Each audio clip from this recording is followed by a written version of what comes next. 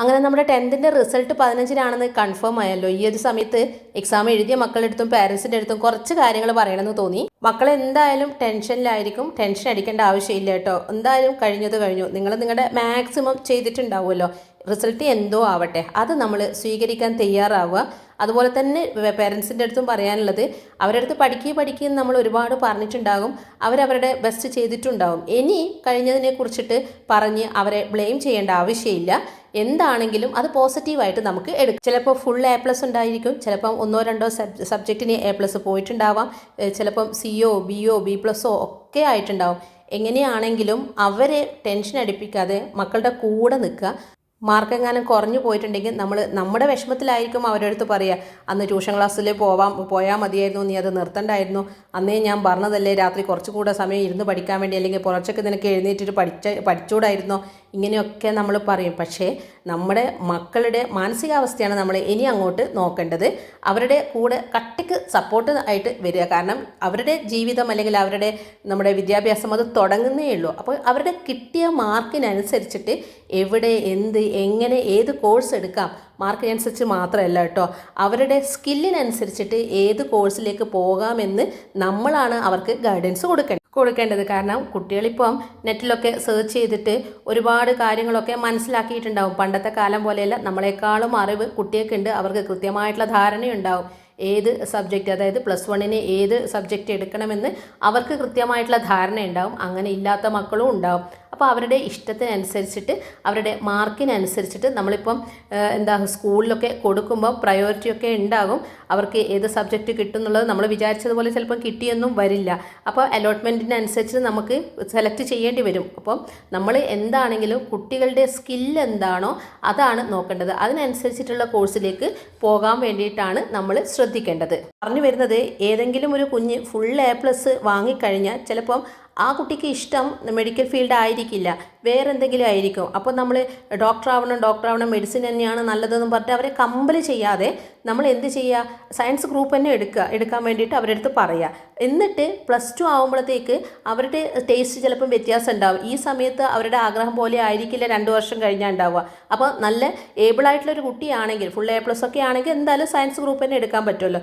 എന്നിട്ട് ആ +2 കഴിഞ്ഞിട്ട് അവരുടെ ഇഷ്ടത്തിനനുസരിച്ചിട്ട് അവർക്ക് മാറാമല്ലോ. അതായത് മെഡിക്കൽ ഫീൽഡ് തന്നെ വേണമെന്നില്ല, അതല്ലാതെ അവരുടെ സ്കില്ലിനനുസരിച്ചിട്ട് മാറ്റാൻ പറ്റും. പിന്നെ അതുപോലെ തന്നെ അതൊക്കെ നിങ്ങൾക്ക് അറിയാവുന്നതായിരിക്കും. അതായത് സയൻസ് ഗ്രൂപ്പ് എടുക്കുകയാണെങ്കിൽ ഏത് മേഖലയിലേക്കും പോകാൻ പറ്റും. പക്ഷേ മാർക്ക് കുറഞ്ഞ കുട്ടിക്ക് ചിലപ്പോൾ വിചാരിച്ചതുപോലെ സയൻസ് ഗ്രൂപ്പ് എടുക്കാൻ പറ്റിയെന്ന് വരില്ല. അപ്പം ആ കുട്ടിയെ നമ്മൾ പ്രൈവറ്റ് ആയിട്ടൊക്കെ ഇഷ്ടമില്ലാത്തൊരു സാധനം ബേർഡൻ ആക്കിയിട്ട് സയൻസ് എടുപ്പിക്കേണ്ട എന്നാണ് എനിക്ക് പറയാനുള്ളത്. പിന്നെ അതുപോലെ തന്നെ ഇനിയിപ്പം 1-2 ദിവസമാണ് നമ്മുടെ മുന്നിൽ റിസൾട്ടിൻ്റെ മുന്നേ ഉള്ളത്. അപ്പോൾ നമ്മൾ നമ്മുടെ ബന്ധുക്കളുടെ അടുത്തും അല്ലെങ്കിൽ കുഞ്ഞുങ്ങളുടെ ഫ്രണ്ട്സുമാരുടെ അടുത്തൊക്കെ നമ്മളായിട്ട് തന്നെ അങ്ങ് പറയുക. അതായത് ആ സമയത്ത് എന്തായാലും കുട്ടി ടെൻഷനിലായിരിക്കും, നമുക്കും ഒരു ടെൻഷൻ ഉണ്ടാവും, എന്തായിരിക്കും റിസൾട്ട്. അപ്പോൾ എല്ലാവരോടും ഇങ്ങനെ വിളിച്ച് ചോദിക്കേണ്ട, ഞങ്ങൾ അങ്ങോട്ട് വിളിക്കുമെന്ന് നമ്മുടെ വേണ്ടപ്പെട്ടവരോടൊക്കെ നമുക്കങ്ങ് പറയാം. കാരണം അവരും വെയിറ്റിങ്ങിലായിരിക്കും. നമ്മുടെ അപ്പൂപ്പനാണെങ്കിലും അമ്മൂമ്മയാണെങ്കിലും കസിൻസൊക്കെ വെയിറ്റിങ്ങിലായിരിക്കും. അപ്പം ഞങ്ങൾ വിളിച്ച് പറയാം എന്നങ്ങ് അങ്ങോട്ട് പറയുക. അല്ലെങ്കിൽ ആ ദിവസത്തെ ടെൻഷനിൽ ഈ കോളും കൂടെ നമുക്ക് വലിയ ബുദ്ധിമുട്ടായിരിക്കും. പിന്നെ അതുപോലെ തന്നെ നമ്മൾ പാരൻസിൻ്റെ അടുത്ത പറയുന്നത്, ഒരിക്കലും കുട്ടികളെ കമ്പയർ ചെയ്യല്ലേ. അതായത് റിസൾട്ടിനനുസരിച്ചിട്ട് അവൻ അത്രയുണ്ട് അവൻ ഇത്രയുണ്ട് അത് ചെയ്യണ്ട. നേരത്തെ പറഞ്ഞതുപോലെ കഴിഞ്ഞത് കഴിഞ്ഞു, ഇനി അടുത്തത് എന്ത് എന്നാണ് നമ്മൾ മക്കളെ കൊണ്ടും നമ്മൾ ചിന്തിപ്പിക്കേണ്ടത്. പിന്നെ അതുപോലെ അവർ വാങ്ങിയ മാർക്ക് എന്തോ ആവട്ടെ, എന്നാലും അതിനനുസരിച്ചിട്ട് കുഞ്ഞ് സന്തോഷം നമ്മുടേതായിട്ടുള്ള വക അവർക്ക് വാങ്ങിക്കൊടുക്കണം കേട്ടോ. അതൊരു ഫുൾ A+ വാങ്ങണമെന്നൊന്നുമില്ല. അവരുടെ മാക്സിമം അവർ ചെയ്തത്, ഉറക്കൊഴിഞ്ഞ് പഠിച്ചതൊക്കെ നമ്മൾ കണ്ടിട്ടുണ്ടാവില്ലേ.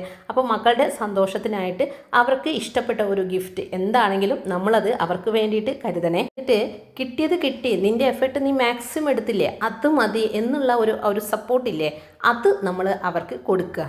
ഇപ്പം നമ്മൾ വിചാരിച്ചതിൻ്റെ അങ്ങേ അറ്റം ലോയിലാണ് മാർക്ക് വരുന്നതെങ്കിൽ അതിനനുസരിച്ചിട്ടായിരിക്കും +1-ന് അവർക്ക് എടുക്കാൻ പറ്റുക. അപ്പം വിചാരിച്ചതുപോലെ സയൻസ് എടുക്കാൻ പറ്റിയെന്ന് വരില്ല. പിന്നെ അതുപോലെ തന്നെ കമ്പ്യൂട്ടർ സയൻസും കിട്ടിയില്ലെങ്കിൽ ഹ്യൂമാനിറ്റീസൊക്കെ നല്ല ഓപ്ഷനാണ് കേട്ടോ. ഹ്യൂമാനിറ്റീസിൽ എടുത്തു കഴിഞ്ഞാൽ തന്നെ നമുക്ക് സൈക്കോളജിയും അതുപോലെ തന്നെയുള്ള മറ്റു പല മേഖലകളിലും പോകാൻ പറ്റും. അപ്പം ഒരു കോഴ്സ് പഠിച്ചാലും കുട്ടികൾ വെറുതെ ആവില്ല. ഏത് കോഴ്സ് എടുത്തു കഴിഞ്ഞാലും അവർക്ക് ജോലി സാധ്യത ഒരുപാടുണ്ട്.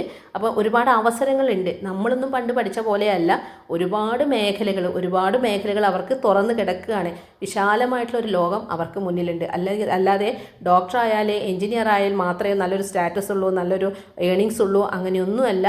ഏത് ജോലിക്കും അതിൻ്റേതായിട്ടുള്ള ഡിഗ്നിറ്റി ഉണ്ട്. അപ്പോൾ അതിനനുസരിച്ചിട്ടുള്ള കോഴ്സുകൾ അവരുടെ കഴിവിനനുസരിച്ചിട്ട് സെലക്ട് ചെയ്യാൻ വേണ്ടിയിട്ട് നമ്മൾ അവരുടെ കൂടെ തന്നെ ഉണ്ടാവണം. എക്സാം എഴുതിയ മക്കളെടുത്ത് പറയാനുള്ളത്, അച്ഛനും അമ്മയ്ക്കും ചിലപ്പം ഒരു പ്രശ്നം ഉണ്ടാവില്ല. ഈ പറഞ്ഞതുപോലെ അവർ പറയും, മോനെ അല്ലെങ്കിൽ മോളെ നീ എന്താണെങ്കിലും ഓക്കെയാണ്, ഒരു കുഴപ്പമില്ല, നമുക്ക് അതിനനുസരിച്ചിട്ട് +1 സെലക്ഷൻ ചെയ്യാം അല്ലെങ്കിൽ സെലക്ട് ചെയ്യാം എന്നൊക്കെ പറയും. പക്ഷേ നിങ്ങൾക്ക് ചിലപ്പോൾ ഡിപ്രഷൻ കാര്യങ്ങളൊക്കെ ഉണ്ടാവും. അതായത് ഒരുപാട് ഞാൻ കഷ്ടപ്പെട്ട് പഠിച്ചതാണ്, എനിക്ക് എക്സാം പക്ഷേ ടഫായിപ്പോയി എന്നൊക്കെ പറഞ്ഞിട്ട് നിങ്ങൾ ഡിപ്രഷനിലേക്ക് പോകാതിരിക്കുക. നിങ്ങളുടെ ചിലപ്പോൾ എയിമിനനുസരിച്ചുള്ള റിസൾട്ട് നിങ്ങൾക്ക് കിട്ടിയിട്ടില്ലെങ്കിലും ഒരു കാരണവശാലും നിങ്ങൾ വിഷമിക്കേണ്ട ആവശ്യമില്ല.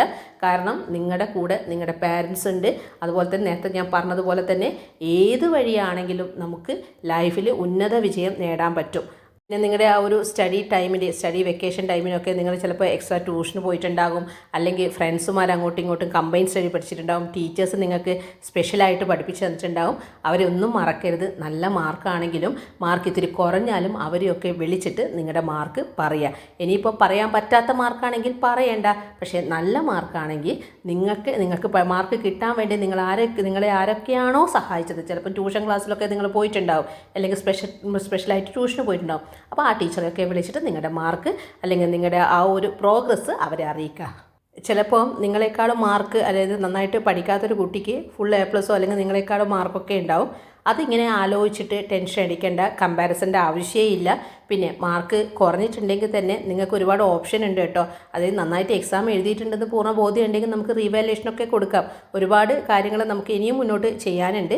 ഈ ഒരു റിസൾട്ടിനനുസരിച്ചിട്ട്, അതായത് മികച്ച വിജയം നേടിയ കുട്ടിയാണ് ലൈഫിൽ വിജയിക്കുക എന്നൊന്നുമില്ല കേട്ടോ. അതായത് ആവറേജ് പഠിക്കുന്ന കുട്ടികളായിരിക്കും ചിലപ്പം ഫുള്ള് A+ വാങ്ങിയ കുട്ടീനേക്കാളും നല്ല ഒരു നിലയിൽ എത്തുന്നത്. ഞാൻ എൻ്റെ അനുഭവം വെച്ചിട്ട് പറയുകയാണ്. എൻ്റെ ക്ലാസ്സിൽ അന്ന് ഞാൻ 10ാം ക്ലാസ് പഠിക്കുമ്പോൾ ഏറ്റവും നല്ല ടോപ്പറായിട്ടുള്ള കുട്ടീനേക്കാളും മുകളിലുള്ള അല്ലെങ്കിൽ അതിനേക്കാളും നല്ല ജോലിയും കാര്യങ്ങളും കിട്ടിയത് അന്ന് ആവറേജ് വാങ്ങിയൊരു കുട്ടിയാണ്. നമ്മൾ വിചാരിക്കുന്നത് പോലെ ഒന്നുമല്ല ലൈഫ് നമ്മളെ കൊണ്ടുപോകുക. എവിടെയൊക്കെ എന്തൊക്കെ ട്വിസ്റ്റ് വരുന്നു, നമ്മുടെ ആഗ്രഹങ്ങൾക്കും നമ്മുടെ എഫേർട്ടിനൊക്കെ ട്വിസ്റ്റ് വരും. സാധ്യതകൾ മുന്നിൽ തുറന്നു വെച്ചിട്ടുണ്ട്. അപ്പം ഏത് വഴിയാണെങ്കിലും മക്കൾക്ക് സക്സസ് ലൈഫിലുണ്ടാകും, ഉറപ്പാണ്. അതുകൊണ്ട് എല്ലാ മക്കളും നല്ല പോസിറ്റീവായിട്ട് തന്നെ റിസൾട്ടിനെ വെയിറ്റ് ചെയ്യുക. അതുപോലെ തന്നെ പാരൻസും അവരുടെ മക്കളെ നന്നായിട്ട് ഏത് റിസൾട്ടാണെങ്കിലും അവരുടെ കൂടെ തന്നെ ഉണ്ടാവുക. മക്കളുടെ ഹോൾ ടിക്കറ്റ് നമ്പറൊക്കെ നമ്മുടെ കയ്യിലുണ്ടാവില്ലേ, അപ്പം അവർക്കും അറിയായിരിക്കും.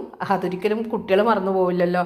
അപ്പോൾ നമുക്ക് ഇനി അടുത്ത വീഡിയോയിൽ കാണാം. വീഡിയോ ഇതുവരെ കണ്ട എല്ലാവർക്കും താങ്ക്